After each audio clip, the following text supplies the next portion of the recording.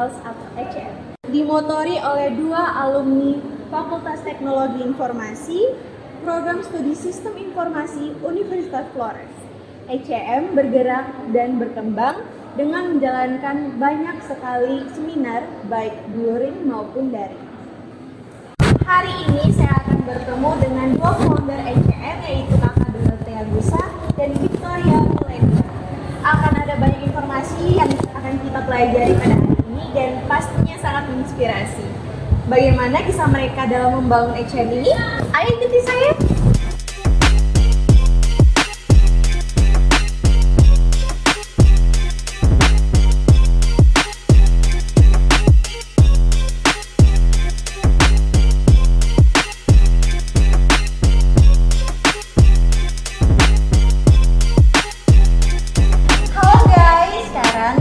Bersama dengan dua founder ND Kreatif Milenial.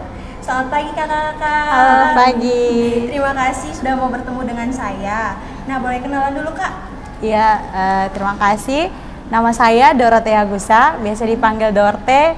Saya asalnya dari ND, alamatnya di Indungga, kilometer 10. Dan saya bersama Kak Victoria, alumni dari Fakultas Teknologi Informasi Universitas Flores.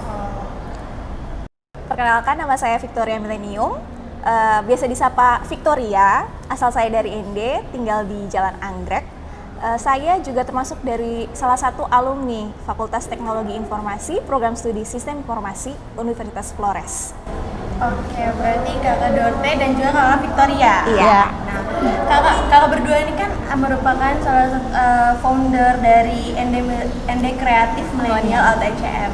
Ya. Bisa diceritakan terbentuknya ECM ini seperti apa kakak?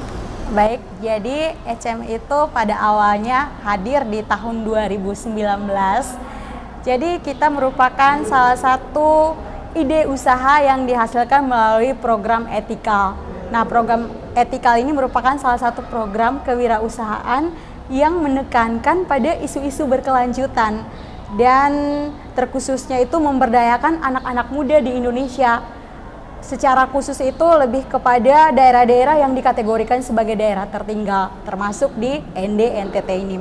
Dan ECM sendiri itu diawali oleh saya dan Kak Victoria. Kita ada sekitar 23 orang setahu saya, dan dari 23 orang itu kita dibimbing kurang lebih selama 3 bulan. Dan kita diajarkan untuk lebih peka dan peduli terhadap isu-isu kekinian gitu, seperti baik terhadap dampak ekonomi, dampak sosial, dan dampak lingkungan. Dan pada awalnya sebenarnya saya dan Kak Victoria itu punya ide masing-masing nih, tetapi kita dibimbing oleh mentor kita, yang mana mentor-mentor ini yang mendirikan program etikal ini, yaitu Kak Maria, Kak Irma, dan Kak Sani. Dan kita berdua itu, mereka melihat nih bahwa kita sebenarnya punya passion masing-masing. Akhirnya mereka memberikan kesempatan untuk kita berdua bisa berdiskusi. Jadi setelah kita berdiskusi, kita sadar bahwa kita menemukan kecocokan di antara passion kita berdua ini. Akhirnya kita memutuskan bahwa kita membentuk sebuah wadah dan kita berikan nama ND Kreatif Millennials. Dan program etikal ini juga sebenarnya didukung oleh beberapa pihak, salah satunya dari Universitas Flores, kemudian ada Remaja Mandiri Community, ada dari Circlo, dan beberapa pihak-pihak lainnya. Seperti itu. Banyak sekali ya kakak pihak-pihak yang mendukung ECM ini. Terus kakak, kenapa dibuat dengan nama ND Kreatif Millennials? Apakah ada filosofinya? Ya, saya rasa setiap usaha itu punya filosofinya. Jadi tidak berbeda jauh dengan ND Kreatif Millennials. Nah, ND Kreatif Millennials itu kan merupakan ruang kreativitas untuk anak muda. Jadi di mana di situ kita memberikan beberapa kegiatan-kegiatan yang menjawab segala macam persoalan dari ND Kreatif Millennials, dari anak-anak muda yang ada di kota ND ini. Kemudian dari kata milenial sendiri. Nah, millennials itu kan kami ingin saya sebagai seorang anak muda bukan hanya dikatakan sebagai saya ini millennials, tetapi kamu menjadi millennials yang cerdas, yang sadar akan potensi, yang bisa menciptakan sebuah inovasi-inovasi yang baru, yang peka terhadap isu-isu kekinian. Dan secara kreatifnya di sini adalah seseorang anak muda yang lebih terampil lagi, yang bisa menciptakan sebuah inovasi-inovasi yang baru, yang bisa mengubah kota Ende ini menjadi lebih baik lagi dan menjadi sebuah usaha yang lestari. Gitu. Kalau boleh tahu usaha atau bisnis apa yang ada di ECM? Nah, jadi Ende Creative Millennial sendiri merupakan sebuah bisnis usaha untuk penyelenggaraan acara atau event organizer. Nah, di sini kita itu memfasilitasi kegiatan-kegiatan seperti workshop, seminar ataupun training kayak gitu. Oh, seperti itu. Iya. Nah, Kakak, mungkin pertanyaan selanjutnya agak sedikit panjang nih. Oke. Tentang seminar apa saja yang sudah dilakukan oleh ECM, terus topiknya apa saja dan siapa saja yang menjadi narasumber atau pembicara dalam seminar tersebut. Oh, oke. Jadi Ende Creative Millennials ini kami bentuk awalnya sejak kami masih kuliah. Jadi sejauh ini kami baru melaksanakan 5 kegiatan. Nah, jadi yang pertama itu kami lakukan workshop pembuatan aplikasi Visual Basic. Nah, di situ kami bekerjasama dengan Fakultas Teknologi Informasi. Kami juga didukung penuh oleh Bapak Ferdinandus Lidangwiti, waktu itu masih menjabat sebagai Dekan Fakultas Teknologi Informasi. Kemudian pematerinya kami mengambil dari mahasiswa dari teman kami Fakultas Teknologi Informasi. Kebetulan beliau juga sangat ahli di bidang ini, jadi kami minta tolong kepada Kak Andi Ahmad untuk jadi pematerinya. Kemudian yang kedua, ini 2021 ya, kami membuat webinar literasi digital untuk masa pandemi. Nah, di situ pematerinya kami mengundang Kakak Tute Permantara. Nah, kemudian yang ketiga, workshop public speaking. Nah, di situ kami pematerinya mengundang dari sesama teman jebolan dari Etikal juga. Beliau adalah Kak Oswaldus, yaitu founder dari Oster. Kemudian kami belum lama ini melakukan 2 workshop.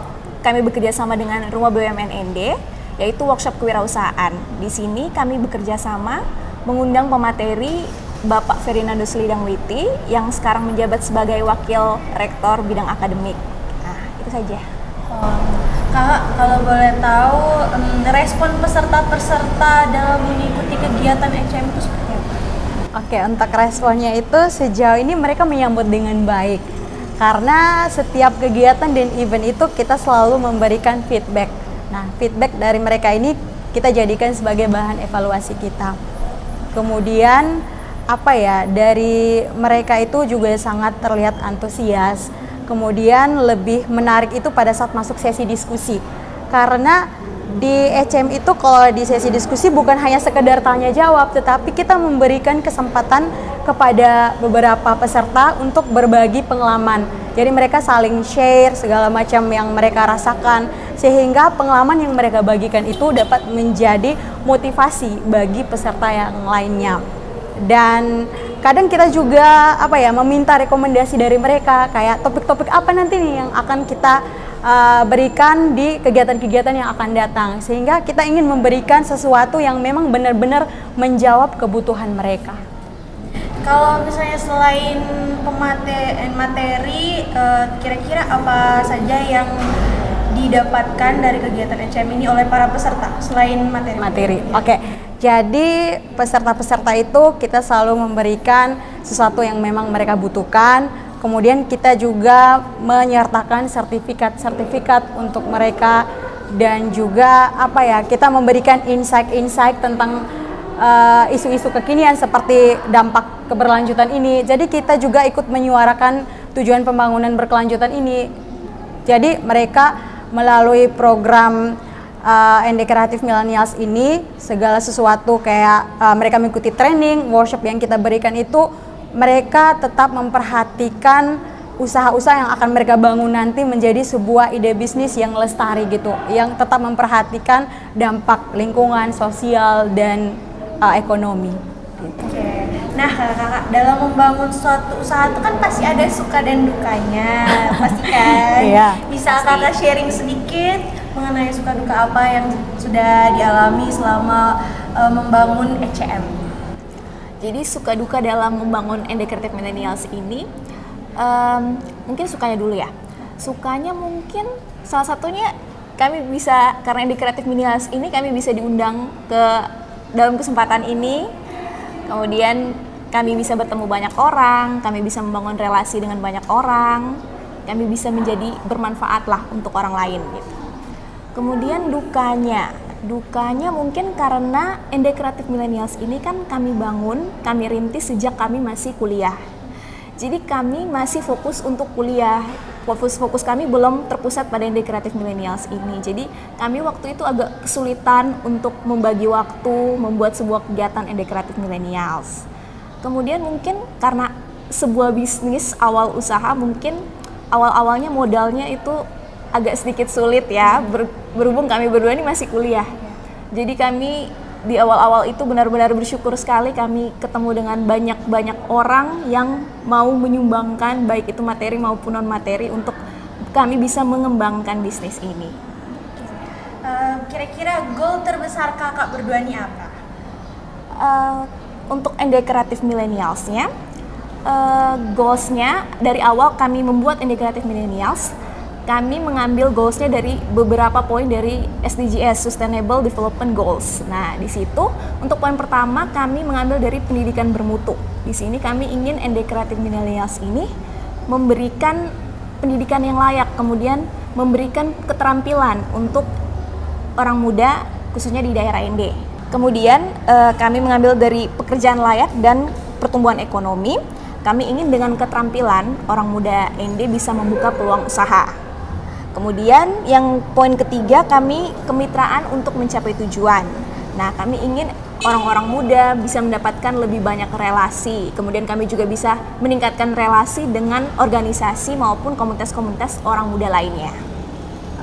Saya memperoleh informasi kalau kakak berdua ini ikut berpartisipasi dalam Rumah BUMN. Nah, bisa dijelaskan seperti apa Rumah BUMN ini? Oke, baik, terima kasih kakak. Jadi Rumah BUMN itu merupakan salah satu terobosan dari Kementerian BUMN. Dan di ND ini Rumah BUMN berlokasi di kantor PLN Jalan Eltari. Dan setahu saya Rumah BUMN ND itu mendampingi beberapa pelaku-pelaku UMKM, dan di sisi lain mereka juga punya peran untuk mendampingi para millennials khususnya di kota ND ini. Dan kebetulan kita sudah tahu bahwa mereka sama-sama memiliki visi yang sama, yaitu memberdayakan anak muda di ND. Jadi kita berdua diajak oleh pengelola Rumah BUMN untuk sama-sama menjadi fasilitator di Rumah BUMN. Dan beberapa akhir ini memang kita terlihat sibuk nih di Rumah BUMN karena kita menyelenggarakan workshop, apalagi tentang tema-temanya itu lebih kepada kewirausahaan. Jadi Rumah BUMN ND itu punya peran, diantaranya itu yang kita kenal istilahnya itu adalah 4G. 4G itu ada Go Modern, Go Online, Go Digital, kemudian ada Go Global. Nah, kita ND Creative Millennials fokusnya itu untuk mendampingi para millennials di ND. Dan apa ya, ND Creative Millennials ini bisa dibilang kan masih berjalan 2 tahun dan kita ini masih usaha rintisan. Jadi menjadi apa ya, memberi kesempatan kita untuk bergabung dengan Rumah BUMN ND itu menjadi sebuah progres atau kemajuan untuk kita berdua, dan ini menjadi batu loncatan kita berdua untuk bisa lebih semangat lagi dalam membangun dan mengembangkan ND Creative Millennials ini. Nah, kakak-kakak, terakhir nih, apa pesan kakak berdua kepada mahasiswa Universitas Flores yang sekarang masih berjuang di kampus? Oke, mungkin pesan dari saya untuk teman-teman mahasiswa Universitas Flores, mungkin menjadi mahasiswa yang lebih kreatif, perbanyak pengalaman, ikut training, workshop, ataupun apa ya, lebih aktif berorganisasi juga. Kira-kira begitu sih. Mungkin dari kakak Dorte ada yang mau ditambahkan? Iya, kalau dari saya berpesan kepada teman-teman mahasiswa Universitas Flores, jadi untuk lebih peka lagi nih terhadap isu-isu dampak keberlanjutan, terutama pada dampak lingkungan, sosial, kemudian ada ekonomi, dan pastinya sebenarnya teman-teman itu punya ide bisnis nih. Nah, ide bisnis itu bisa muncul dari permasalahan yang setiap kita hadapi, kemudian juga melihat potensi-potensi di daerah kita. Dan secara khusus nih, jadi kita berpesan untuk teman-teman mahasiswa FTI Uniflor, adik-adik kita nih. Karena gini, yang saya tahu itu output dari FTI Uniflor itu salah satunya itu menjadi technopreneur. Nah, gimana kita apa yang kita temukan, yang kita dapatkan dan kita pelajari di bangku kuliah dapat kita manfaatkan di masyarakat kita, sehingga kita punya kemampuan di bidang teknologi, jadi bisa memanfaatkan teknologi itu untuk membantu memasarkan produk-produk secara khusus di UMKM itu untuk dapat membantu pertumbuhan ekonomi para pelaku UMKM Ende itu bisa lebih meningkat lagi gitu. Tetap semangat teman-teman. Baik, kalau gitu terima kasih Kakak Dorte dan juga Kakak Victoria. Oke, sama-sama. Sudah bincang-bincang pada pagi hari ini, benar-benar sangat menginspirasi teman-teman semua. Nah guys, gimana? Sangat menginspirasi bukan? Jadi kita para millennials, para anak muda harus selalu kreatif dan juga inovatif. Sekian dari saya Ririn, see you next time guys.